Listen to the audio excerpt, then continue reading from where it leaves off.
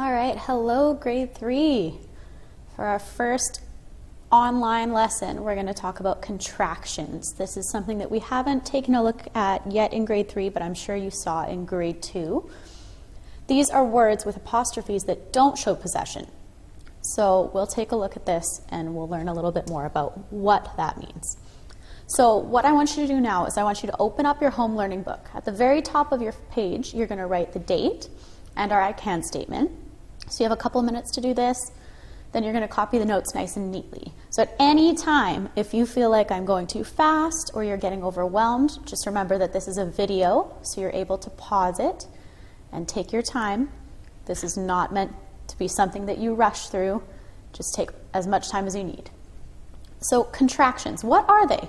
They are words with apostrophes that don't show possession. When I say this, I mean that they aren't possessive nouns, which is what we learned about before that had apostrophes in them. They're not showing ownership. They're just two words squished together. So if you take a look at the word students, that is our possessive noun. We learned about this. We learned that that apostrophe S means that we're talking about something that belongs to that student.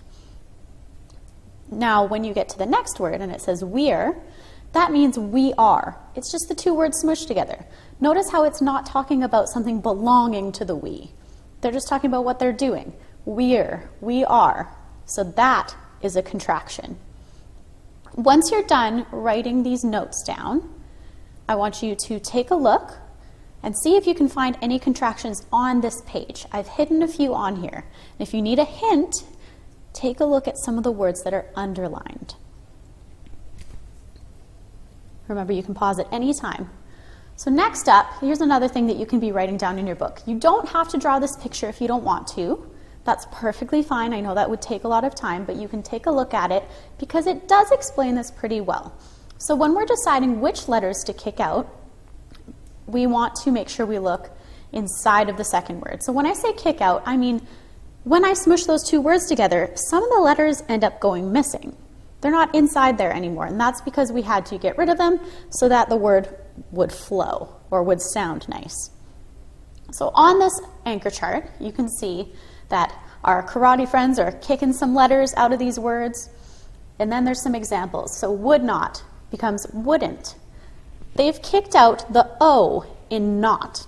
Would not, which is right at the top of our list on this anchor chart over on your side here, they've kicked out the O in not and replaced it with an apostrophe. If you go down to the next one, they are. Those karate friends have kicked the A out of there. Notice how they didn't get rid of the middle one there. So it is possible to get rid of the first or second letter there. We have becomes we've. So the karate friends kicked out that H and A and put an apostrophe. I would just becomes I'd. This is a very special one because this one kicked out a lot of letters. If you take a look, the W, O, U, and L are all gone and they've been replaced by that apostrophe. Honestly, think about it this way, kiddos. Say it out loud. I would, I'd. So if I didn't get rid of the W, it would be I would. I would. Does that sound funny? That doesn't sound right. Will not becomes won't, and so on and so forth. Remember to take a look at the full sentence because there are a couple words like she is or she has that mean two different things, okay? So for example, she's 9 years old. That would be she is.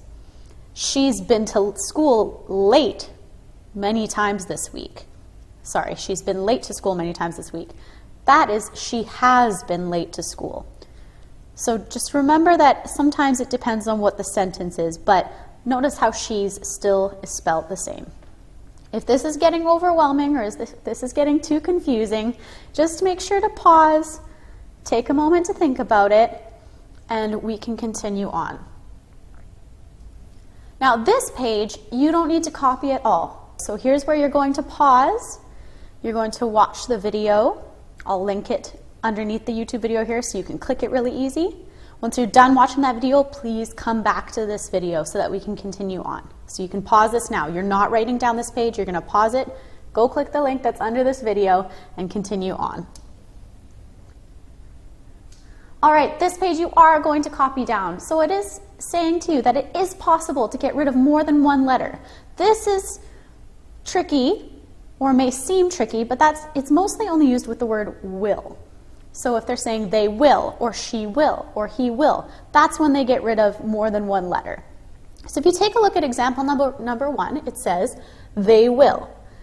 I have bolded the letters W and I because those are the ones that my karate friends are going to kick out and replace with the apostrophe. So notice how it's replaced 2 letters there. Example 2, she will.